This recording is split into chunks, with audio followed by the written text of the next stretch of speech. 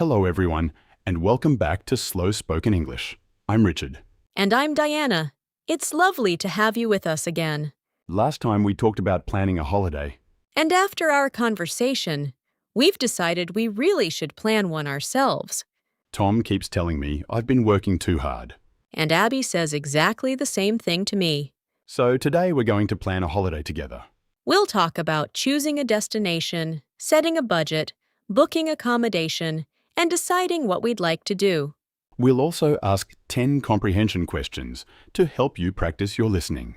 And if you're enjoying these conversations, don't forget to subscribe to Slow Spoken English. Morning, Diana. Mrs. Chen already has my coffee waiting. She smiled at me and said, "Richard's flat white is ready." I think I've become predictable. Very predictable. Although I noticed something. What's that? Mrs. Chen put a travel magazine on our table. Did she? Maybe she's trying to tell us something. I think she's saying, "You two need a holiday." She's probably right. Comprehension question 1. What magazine was waiting on the table? A travel magazine. So, where shall we go? I know exactly where you'd like to go.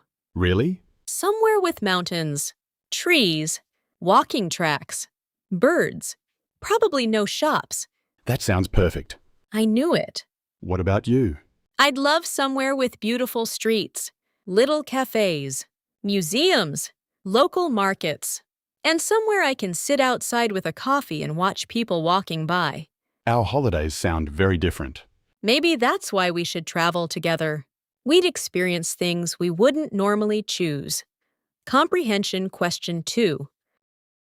What kind of holiday does Diana enjoy? I enjoy cities with cafes, museums, and local markets. Before we become too excited, we should probably decide how much we want to spend. Good point. You always think about the budget first. That's the accountant in me. And I usually think about the destination first. I know, but having a budget helps us make better decisions. I agree. It's much easier to compare hotels and flights when you know your budget. Comprehension question 3. Why is setting a budget helpful? Because it helps you make better decisions about your holiday. Here's another question. Would you stay in a hotel or an apartment? Probably an apartment. I enjoy having a kitchen. Sometimes it's nice to cook breakfast before going out. I'd probably choose a small hotel. I like talking to the local staff. They often recommend places tourists don't know about. That's true. Some of the best restaurants I've visited were recommended by local people. Comprehension question 4. Why does Richard enjoy staying in small hotels? Because local staff often recommend interesting places to visit. Have you improved your packing since our last conversation? I'm afraid not. Really? Last weekend, Tom asked me to accompany him on a hiking trip. I completely forgot to pack a rain jacket. That's not ideal. Tom just laughed. Fortunately, he had a spare one with him. Good friends always come prepared. Unlike me. Comprehension question 5. What important item did Richard forget on his hiking trip? I forgot to pack a rain jacket. Do you make a daily itinerary? Sometimes, but not every hour. I like having a plan. Then I leave some free time to explore. I don't usually make a detailed plan. I enjoy deciding what to do each morning. I think we could find a good balance. A little planning, a little adventure.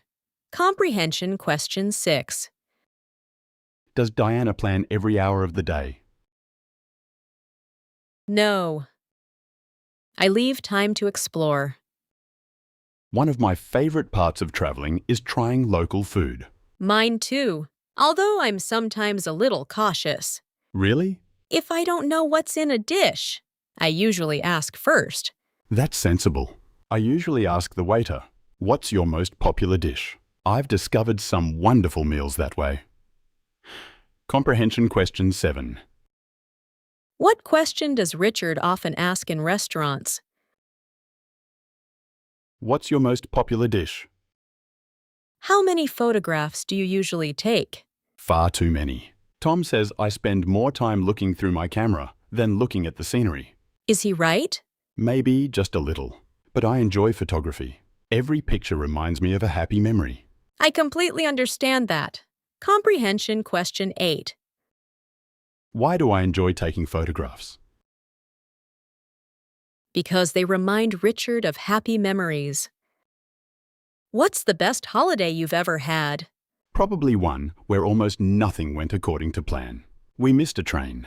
It rained. The hotel lost our booking. But we met wonderful people. And years later, those are the stories we still laugh about. That's interesting. Sometimes the unexpected moments become the best memories. Comprehension question 9. Did everything go perfectly on Richard's favorite holiday? No, very much the opposite. Many things went wrong, but it was still a wonderful holiday. So, have we decided where we're going?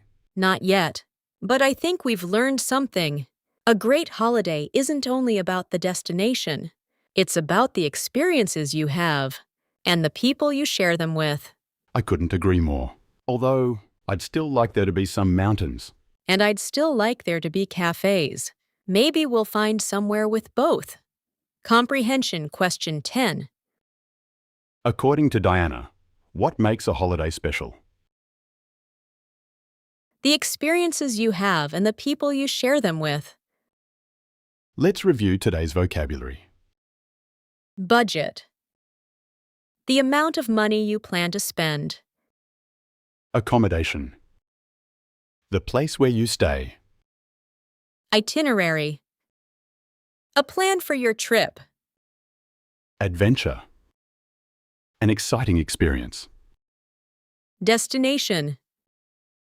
The place you're traveling to. Recommend. To suggest something. Cautious. Careful before doing something. Explore. To discover new places. Here's your challenge for this week. Imagine you're planning your dream holiday. Answer these questions in English. Where will you go? Who will you travel with? What 3 things would you like to do?